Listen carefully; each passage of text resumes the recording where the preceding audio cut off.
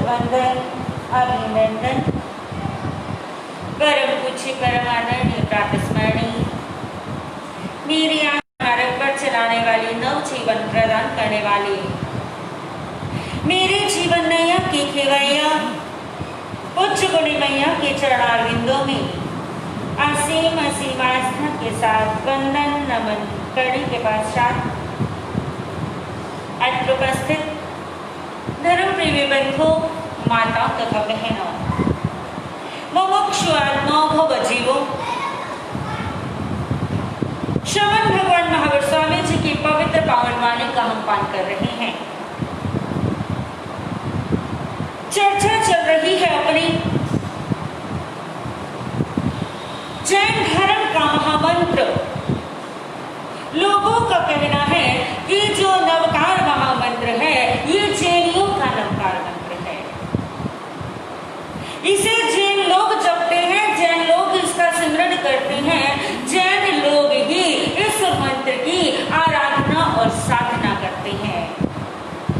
लेकिन मैं कहती हूँ कि ये जैन मंत्र नहीं, ये तो सर्व मंत्र है, क्योंकि इस मंत्र के अंदर कहीं भी जैन शब्द का उच्चारण नहीं किया गया। पूरा मंत्र हम पढ़ते हैं, पूरे मंत्र को हम जपते हैं, उसमें एक बार भी कहीं भी जैन शब्द का नाम नहीं आया। क्योंकि यह मंत्र किस लिए है? ये मंत्र तो गुणों की पूजा का मंत्र है।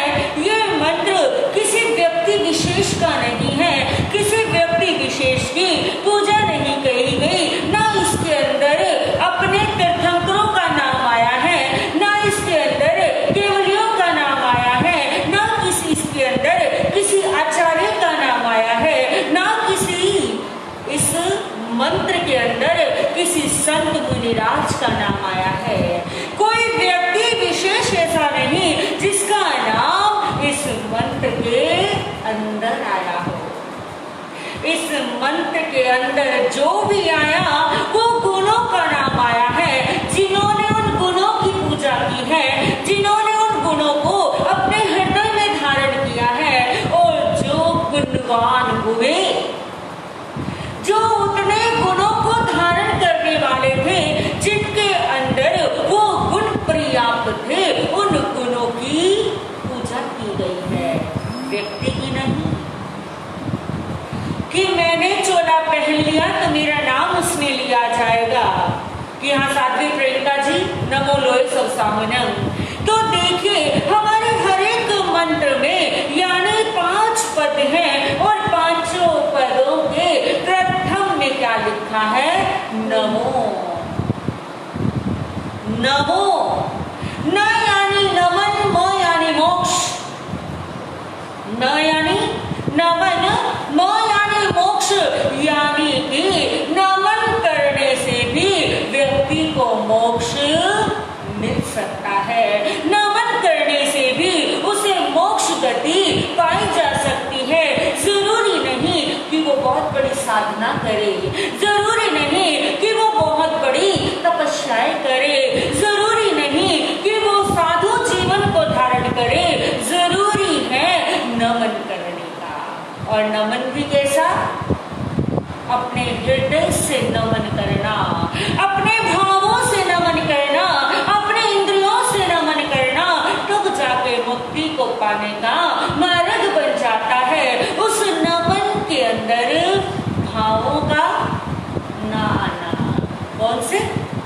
इससे मुझे कुछ लाभ हो जाएगा, इसको मैं वंदन कर रहा हूँ या मैं नमन कर रहा हूँ, तो नमन करने से मेरे को सुख मिल जाएगा, या नमन करने से मेरे घर में सुख शांति हो जाएगी, या नमन करने से मेरे कर्म कट जाएंगे।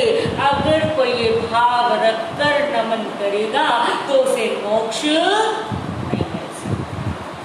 फिर तो वो जो चाह रहा है उतना ही होगा, क्योंकि कहते हैं कि आप मेले में घूमने जाओ, और मेले में जिस समय आप घूमने के लिए चले और पहली दुकान पर आप पहुंचे, जिस समय पहली दुकान पे आप पहुंचे, पहली दुकान पे आपने सामान देखा और आपके हाथ में 10 रुपए हैं, क्या ले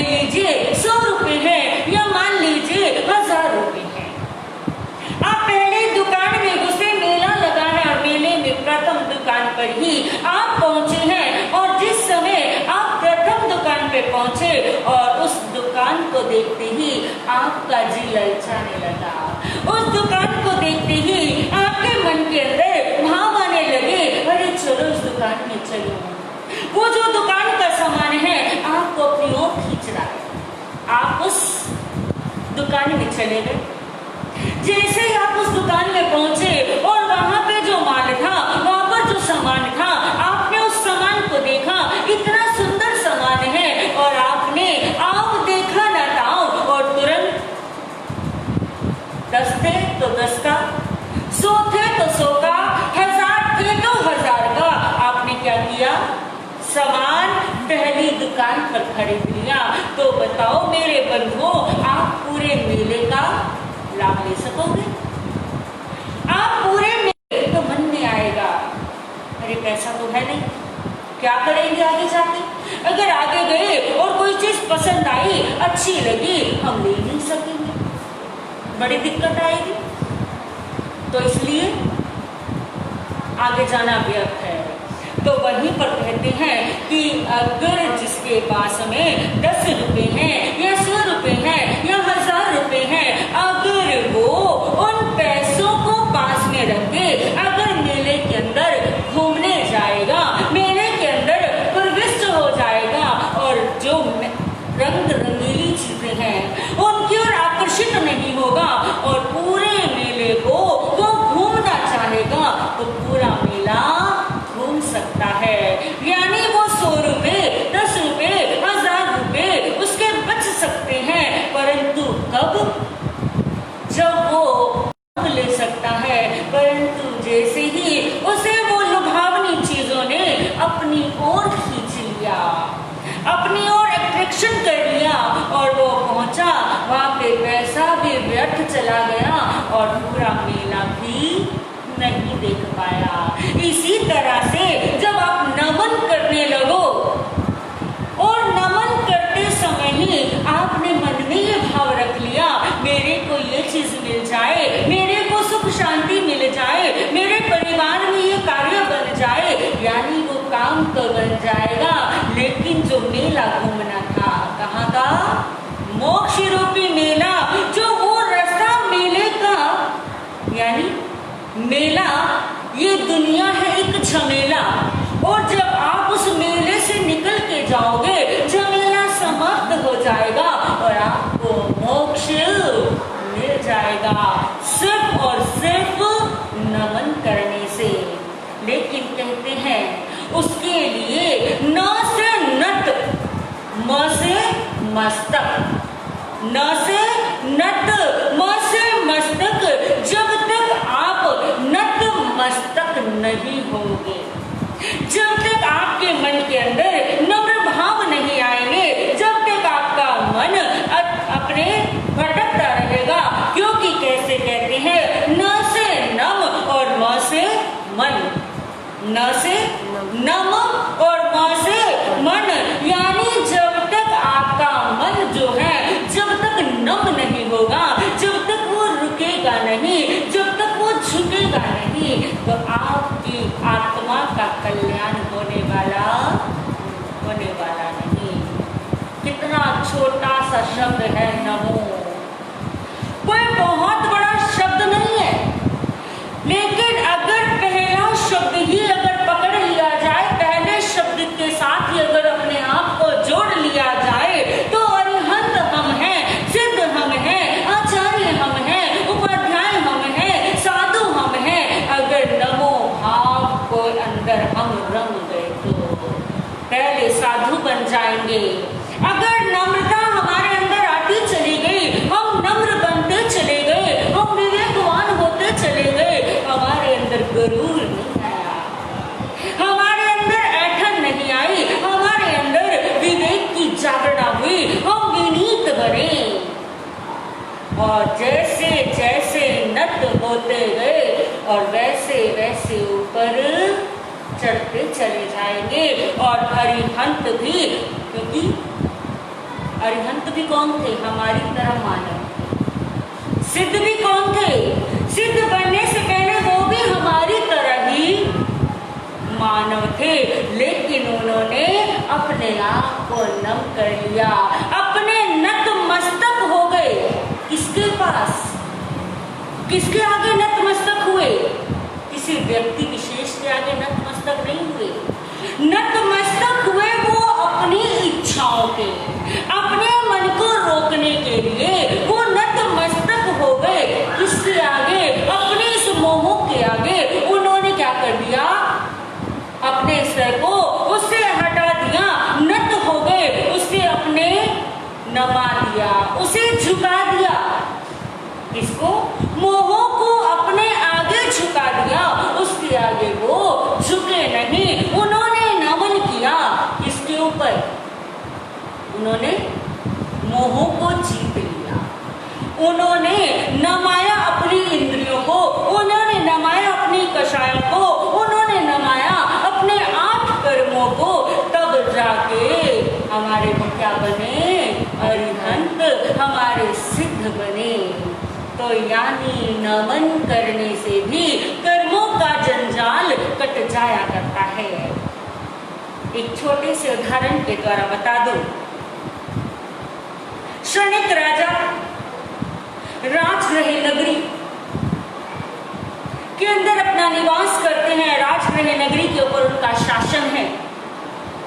पता चला एक बार शनिक राजा को कि श्रवण भगवान महावीर स्वामी जी देशना देते हुए, सब लोगों को उद्बोधन देते हुए, ग्रामानुग्राम विचरण करते हुए, ग्रामानुग्राम विचरते हुए वो राजगृह नगरी के बाहर गुणशील बाग के अंदर विराजमान है। पता चला प्रभु मेरे नगरी के बाहर उद्यान में पधारे हैं, प्रभु बाहर रुके हुए हैं। मन में इतनी भावना आई, ओहो प्रभु कहाँ है? नगरी के बाहर पधार गए। और हमें देखिए, हम जैसे कितने महान हैं कि गुरु महाराज नगरी में भी पधार जाएं। गुरु महाराज नगरी के अंदर विराजमान हो जाते हैं, पता भी चल जाए तो सोचते हैं अरे क्या हो गया, कल चले जाएंगे। अगर मान लो कल नहीं जाया गया, परसों चले जाएंगे।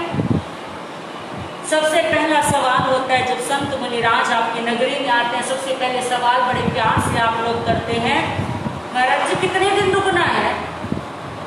कितने दिन रुकना है? सबसे पहला सवाल होता है कितने दिन रुकना है? बता दिया जाए हफ्ता रुकना है। अच्छा हफ्ता रुकना है।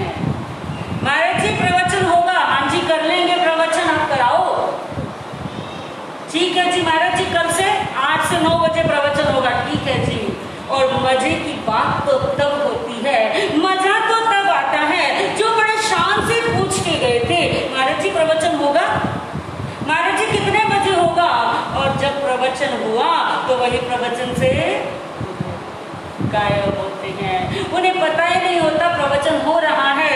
यानी कि संत मुनिराज नगरी में आ जाए तो भी हम लोग उनके दर्शनों का सौभाग्य नहीं ले पाते। प्रवचन सुनना तो बहुत दूर की बात है, हम मंगल पाठ तक सुनने के लिए, गुरु दर्शन करने तक के लिए भी समय नहीं निकाल पाते। कई बार तो ऐसा होता है, प्रवचन चल रहा है, चलता रहा, 1 घंटे का प्रवचन था और 1 घंटा पूरा हो गया। अब गुरु महाराज मंगल पाठ सुना रहे हैं और कई महानुभाव उस समय पधारते हैं जब मंगल पाठ का भी अंतिम शब्द उच्चारित किया जा रहा होता है, यानी अंतिम लाइन बोली जा रही होती है। उस समय वो पधारते हैं और जब वो आगे दर्शन करने के लिए आए और संत मुनिराज उनसे ये कह दें या कोई उनसे बोल दे कि भाई अगर 2 मिनट पहले आ जाता तो मंगल पाठ तो पूरा सुन लेता, तो उस पर बड़े एहसान जताते हैं, महाराज शुक्र समझो हमें टाइम मिल गया, हम आ गए, नहीं तो हमारी लाइफ इतनी बिजी है कि हमारे पास तो इतना भी वक्त नहीं है। चलिए वक्त की चर्चा बाद में करेंगे, लेकिन जो चर्चा चल रही है कि शनिक राजा को पता चला प्रभु नगरी के बाहर आए हैं, उसी समय सारा कार्य उन्होंने रुकवा दिया, सारा कार्य बंद करा दिया कि प्रभु नगरी के बाहर आए हैं। महलों में सूचना दे दी कि दर्शनार्थ प्रभु के जिसे चलना हो चल सकता है। अपने रथ में सवार हुए प्रभु के दर्शन करने जा रहे हैं कुंशील बाग के अंदर, और जिस समय क्षणिक राजा प्रभु के दर्शनार्थ जा रहे हैं, मन में बड़ी भक्ति है, बड़ी भावना है, कोई उनसे लेने की कामना नहीं, कोई ऐसा नहीं कि हाँ मैं जाऊंगा तो मेरे से हाल चाल पूछेंगे, मैं जाऊंगा मेरे बाल बच्चों के बारे में पूछेंगे, मैं जाऊंगा मेरे स्वास्थ्य के बारे में पूछेंगे, या मैं जाऊंगा तो वो मेरे राजकार्य के बारे में पूछेंगे। ऐसा कोई सवाल नहीं था, ना ये था कि मैं जाऊंगा तो वो मेरे से बात करेंगे, कोई विचार नहीं, बस मन में उत्साह है, मन में लगन है प्रभु के दर्शनार्थ के लिए। और हम लोग अगर दर्शन करने जाएं और जिस समय पहुंचे और महाराज ने दर्शन तो दे दिए लेकिन कुछ पूछा नहीं, कुछ बोला नहीं, उन्होंने आपकी तरफ देखा नहीं, तो हम क्या हो जाते हैं, वही वैर की गांठ को बांध लेते हैं, वही अपने मन के अंदर ये विचार कर लेते हैं, अरे कैसे महाराज है ये अच्छे महाराज नहीं है, इनसे तो बड़े घमंडी है, हमने वंदन किया और इन्होंने उत्तर भी नहीं दिया, ये कुछ बोले भी नहीं, और उसके बाद जब नीचे सीढ़ियां उतरते हैं तो मन में गांठ बांध लेते हैं, आज तो आ गए, आज के बाद हम आने वाले नहीं। क्यों? आप दर्शन करने आए तो मेरे लिए आए, आप अगर अपने घर से चल के आए तो मेरे लिए आए, आप संत दर्शन करने के लिए आए थे, आप अपना पुण्य कमाने के लिए आए थे, आप अपने जीवन को संवारने के लिए आए थे, आप प्रभु की देशना को सुनने के लिए आए थे, और ना कि हमारे लिए कोई तोहफा लाए थे। मजे की बात तो ये है, लोग मंदिर जाते हैं फूल चढ़ाते हैं, लोग मंदिर जाते हैं फूल चढ़ाते हैं, मूर्तियों के ऊपर दूध या जल चढ़ाते हैं और उनको फूलों से सजाते हैं, फल अर्पित करते हैं, यानी मंदिर में जाते हैं तो कुछ ना कुछ फल पैसा आदि चढ़ाते हैं। और जैन संतों के पास आते हैं तो क्या चढ़ाते हैं? हाँ जी, क्या चढ़ाते हैं? जैन संतों के पास आते हैं तो ना फल चढ़ाते ना फूल चढ़ाते, क्योंकि वो हमारे यहाँ पे चढ़ता नहीं है, ना फल चढ़ाए जाते हैं, ना फूल चढ़ाए जाते हैं, ना दूध चढ़ाया जाता है, ना जल चढ़ाया जाता है। हमारे पास इन सब चीजों का कोई भी अस्तित्व नहीं है, हमारे पास इन चीजों से हमारा कोई संबंध नहीं है। हमारे पास तो भाव चढ़ाने चाहिए, भक्ति चढ़ानी चाहिए, लेकिन हमारे पास तो लोग अपनी टेंशन चढ़ाते हैं, लोग अपनी चिंताएं हमारे पास चढ़ाते हैं, लोग आते हैं रोते हुए आते हैं और चाहते हैं कि हमारे को हंसते हुए भेजें, लोग चाहते हैं कि हम आ गए हैं जैसे कोई लक्ष्मी के पास आया हो और हाथ जोड़े, और लक्ष्मी ने हाथ उठाया और हाथ से छन छन छन छन करके पैसे गिरने लग गए। या महाराज के पास आती हैं और उनके पास आके उनसे धन दौलत की कामना करते हैं। अब साधु संतों के पास आके हमें तो टेंशन चढ़ाई जाती है, लेकिन वो क्षणिक राजा कुछ चढ़ाने नहीं जा रहा, क्षणिक राजा कुछ लेने नहीं जा रहा, कुछ पाने नहीं जा रहा, सिर्फ अपने भावों को प्रभु के प्रति अर्पित करने जा रहा है। पहुंच गया क्षणिक राजा, बड़े उत्साह में है, बड़े उमंग में है, और हृदय के अंदर अपार भक्ति समाहित हुई है, अपार भक्ति प्रभु के हृदय में समा रखी है। क्षणिक राजा के मन में भक्ति का वास है। आज जब प्रभु के सामने प्रस्तुत हुआ, आज जब प्रभु का दीदार किया, आज जब प्रभु के आगमन की खबर से जो उसका हृदय रोमांचित हो रहा था, जब पहुंचा प्रभु के सामने, मन में विचार आया कि मैं प्रभु को क्या करूं? वंदन करूं। आज मैं सबको वंदन करूं, नमन करूं, और जितने सबसे पहले तीर्थंकर भगवंत को, उसके बाद केवल ज्ञानियों को, फिर अवधि ज्ञानियों को, मत ज्ञानियों को, यानी जितने संत वंदन करूं, नमन करूं। प्रभु के पास पहुंचा, वंदना शुरू की, और हमारी तरह नहीं कि चलो जी महाराज जी मखण वंदामी, महाराज जी मखण वंदामी।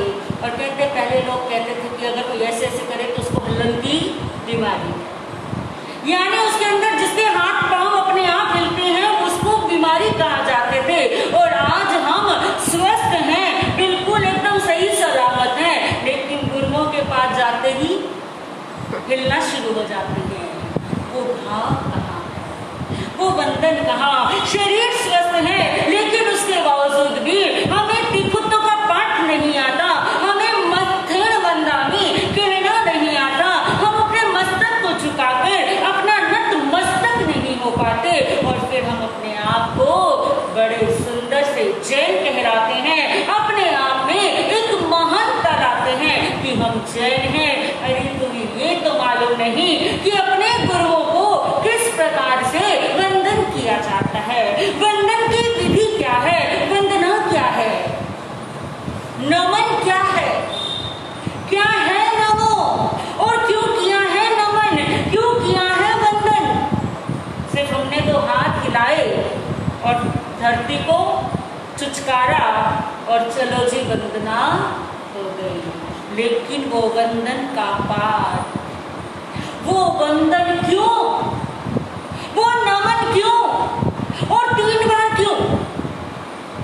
क्योंकि तिखुत्व का जिस समय पाठ उच्चारित किया जाता है, गुरु वंदन का जब पाठ पढ़ा जाता है, उसका पहला शब्द है तिखुत्व, यानी 3 बार।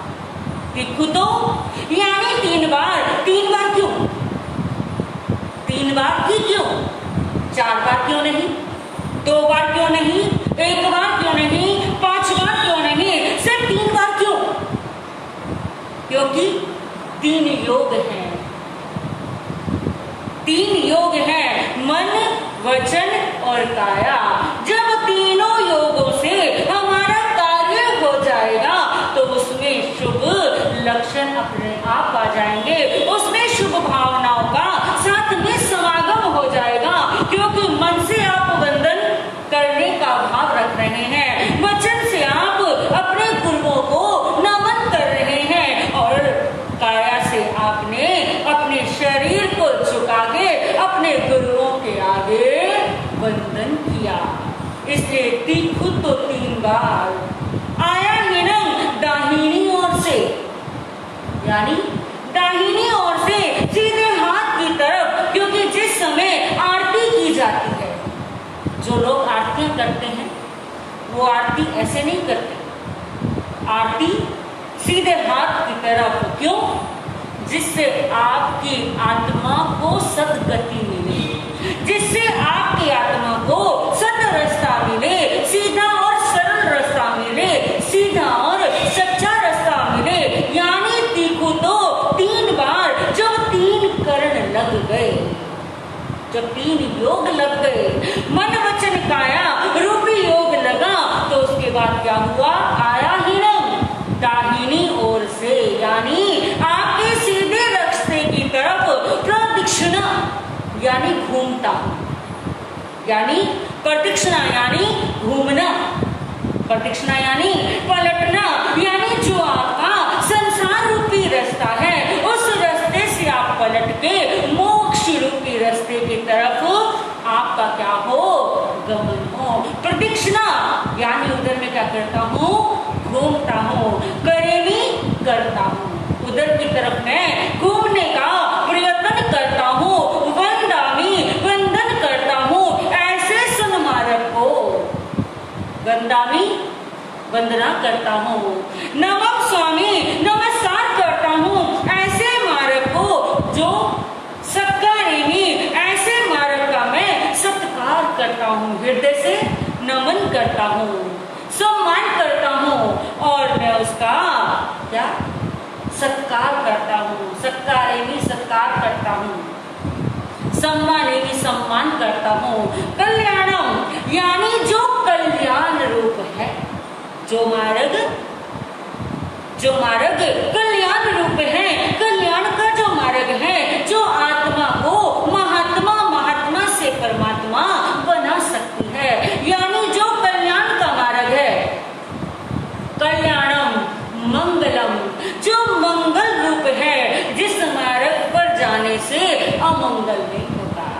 जिस मार्ग पर चलने से हमारे को दुख दुविधाएं नहीं होंगी, जिस मार्ग पर चलने से हमारे को शांति मिलेगी।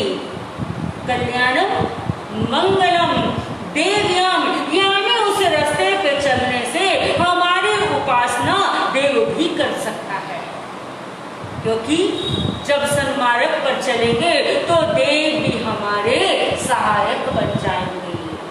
कर्म काटने में नहीं, क्योंकि कर्म तो स्वयं काटना है, यानी हमारी उस भक्ति से, हमारा वो कल्याण मार्ग से, हमारा वो मंगल मार्ग से देव्यम, जो देवताओं की तरह स्वरूप हमारा उस मार्ग पर चलने से हो जाएगा।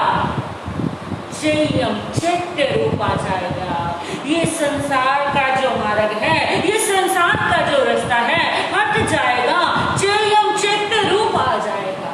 और जिसने चेतना को जान लिया, जो चेत गया, समझ गया, जाग गया, उसे वापस सोने की आवश्यकता नहीं है। तो ऐसे मार्ग पे पचवा स्वामी परि उपासना, यानी ऐसे मार्ग पर चलाने वाले जो गुरु महाराज हैं, ऐसे मार्ग पर जो ले जाने वाले संत मुनिराज हैं, उनकी मैं उपासना करता हूँ।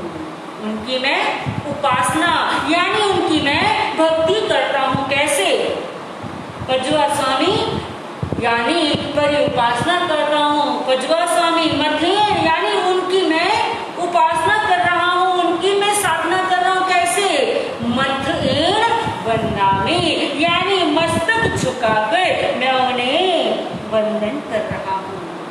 कितना सुंदर भाव है, कितनी सुंदर सोच है, कितनी सुंदर नीति है। और सबसे बड़ी बात, इसमें भी जैन शब्द कहीं नहीं आया है।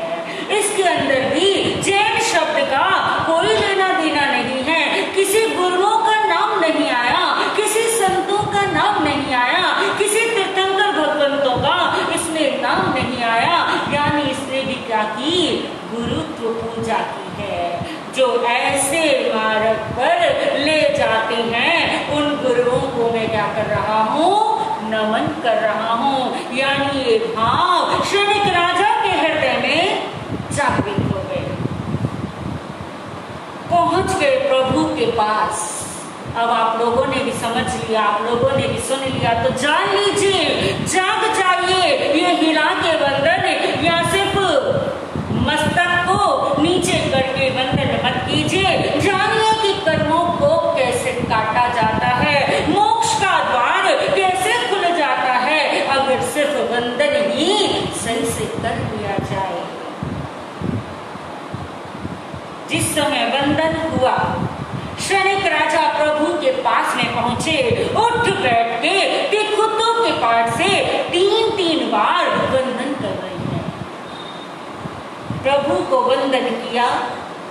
वंदामी शब्द कहते ही घुटनों के बल नीचे बैठ जाना, यानी तिखुतो अयाहिणं पयाहिणं करेमि वंदामी।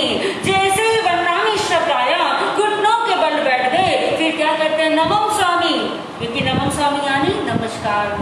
खड़े खड़े नहीं, नमस्कार करता हूँ। वंदामी यानी वंदना। कैसे? घुटनों के बल आकर नमस्कार, सबका सत्कार, सम्मान।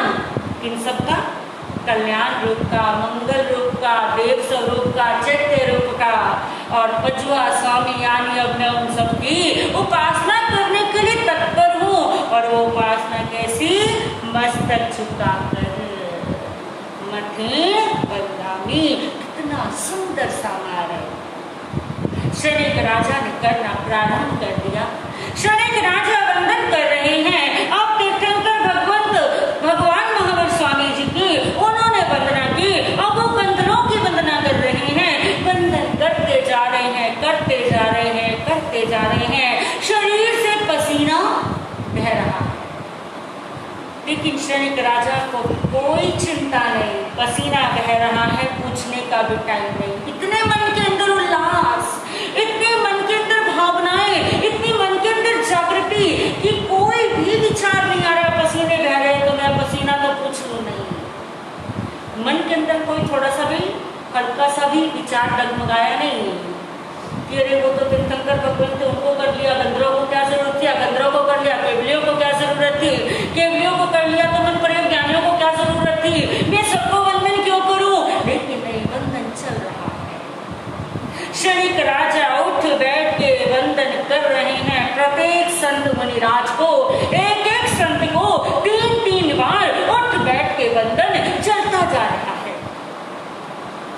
वंदन करते जा रहे हैं, करते जा रहे हैं, करते जा रहे हैं, और अब ये हालात हो गई कि उठे तो उठा नहीं जा रहा, बैठे तो बैठा नहीं जा रहा, शरीर से पसीना बह रहा है, मानो पानी की तरह पसीना बह रहा है। और अब भी वो प्रयास कर रहे हैं, और जितने हद तक वो प्रयास कर सकते थे उतने हद तक उन्होंने प्रयास किया, वंदन जारी रखा।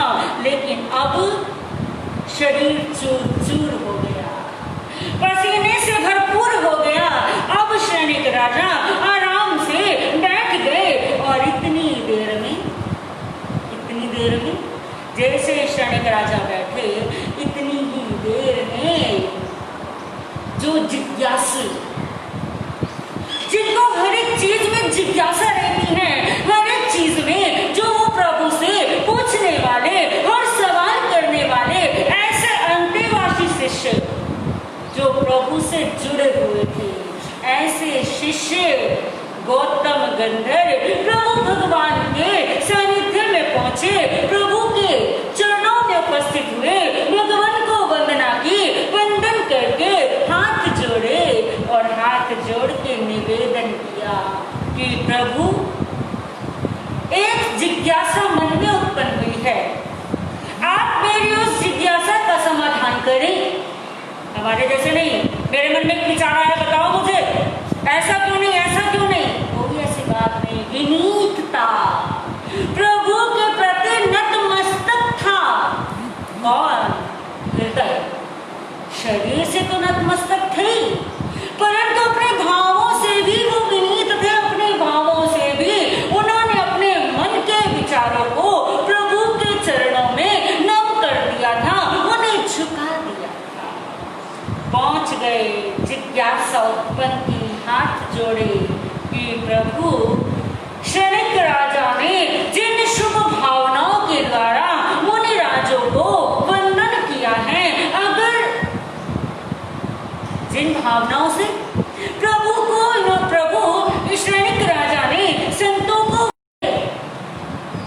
क्षणिक राजा ने नमन करके इतने शुभ कर्मों का उपार्जन कर लिया है कि क्षणिक राजा के 6 नरकों के बंधन टूट गए। जब ये बात क्षणिक राजा के कानों में भी पड़ी कि गौतम, क्षणिक राजा के 7 नरक के बंधन बंधे हुए थे, 7वें नरक में इन्होंने यहाँ से मरकर वहां 7वें नरक में उत्पन्न होना था, परंतु इन्होंने वंदन करने से, यानी नमन करने से, नमने से, झुकने से इन्होंने क्या कर लिए, अपने 6 नरकों के बंधन काट डाले, 6 नरकों के बंधन समाप्त कर डाले। 6 नरकों के बंधनों का इन्होंने नमन करके, नम होके, झुक करके 6 नरकों का बंधन जो था वो क्षय कर डाला। गौतम गंधर्व, प्रभु क्या ये इसी तरह बंधन करते? तो प्रभु कहते, करते तो 7वें नरक का बंधन भी टूट सकता था। तो क्षणिक राजा ने सुना, प्रभु के पास आए और कहते, प्रभु अब वंदन कर लो। क्या कहा? प्रभु अब वंदन कर लो। प्रभु ने कहा, अब कुछ फायदा नहीं, क्योंकि अब तेरे मन में लालच आ गया। अब तेरे मन के अंदर जो पहले भाव थे वो भाव क्या हो गए? खत्म हो गए, समाप्त हो गए। अब तो तेरे मन में लालच आ गया। अब तेरे मन के जो भाव थे वो अभाव में बदल गए हैं, तेरी विचार धारणा बदल गई। तब तू निर्मोही था, जब तेरे अंदर कोई पाने की लालसा नहीं थी, तो लालची नहीं था। अब तो तेरे अंदर लालसा उत्पन्न हो गई।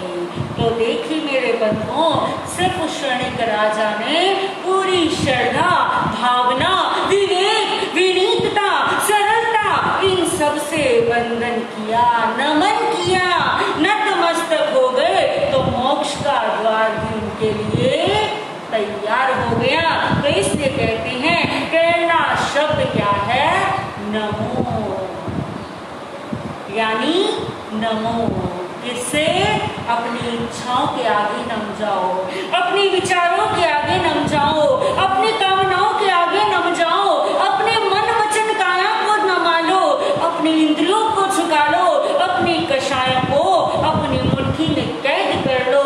और जब ये सब भाव हमारे मन में आ जाएंगे, हम इन पर विजय प्राप्त कर लेंगे, तो हमारा प्रथम शब्द नमो हमारे अंदर आ जाएगा।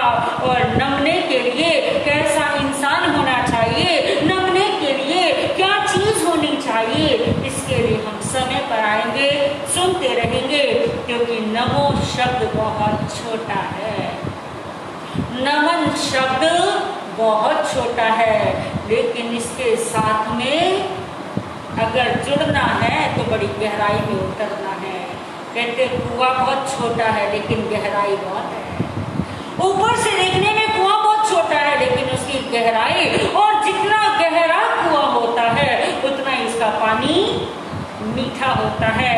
तो इसी तरह मेरे बंधुओं, ये नमो शब्द दिखने में छोटा है, परंतु अगर इसकी गहराई में उतरते गए, इसकी गहराई में अगर हम चलते चले गए, इसकी गहराई को पाने की लालसा जागृत हो गई, तो हम इतने गहरे उतर जाएंगे, इतने गहरे उतर जाएंगे, और जितना गहरा पहुंचते जाएंगे उतने हम ऊपर उठते चले जाएंगे। तो मेरे बंधुओं, उठते जाइए, अपने जीवन को सफल बनाइए, अपनी इस आत्मा को जो 84 लाख जीवा योनि में भटकती आ रही है न जाने कब से, तो ऐसा प्रयास कीजिए कि हमारी आत्मा इस संसार सागर से पार हो जाए, हमारी आत्मा अपने आप में महात्मा बन जाए, और हम जब परमात्मा बन जाएंगे, हम महात्मा बन जाएंगे, महात्मा बन के ऐसी करनी करेंगे कि हमारी आत्मा परमात्मा बन जाए। इन्हीं शब्दों के साथ जय वीर, जय महावीर। नमो अरिहंताणं, नमो सिद्धाणं, नमो आयर्याणं, नमो वज्रायणं, नमो लोये सप्साहुणं, ऐसो पंच नमोकारो सब पावपनाशनो मंगलानंच सबसिं कर्मं वै मंगलम। गुरु जी की आज्ञा से श्री चतारी मंगलम, अरिहंता मंगलम, सिद्धा मंगलम, स्वाम मंगलम, केवली पणत्तो धम मंगलम। चतारी लगोत्मा, अरिहंता लगोत्मा, सिद्धा लगोत्मा, स्वाम लगोत्मा, केवली पणत्तो धम लगोत्मा। चतारी क्षणं पवज्जामि, हन्ते क्षणं पवज्जामि, सिद्धे क्षणं पवज्जामि, साहु क्षणं पवज्जामि, केवली पणत्तं धमं क्षणं पवज्जामि। पहला शरणारिहंत का, दूजे सिद्ध भगवान, तीजा शरणाग्रम का, चौथी साधु निरग्रंथ। ये 4 शरणे दुख करने, मंगल करने और न शरणा कोय, जो भव प्राणी करे आचरे, उसका अजर अमर पद सुख होय, सबका मंगल हो।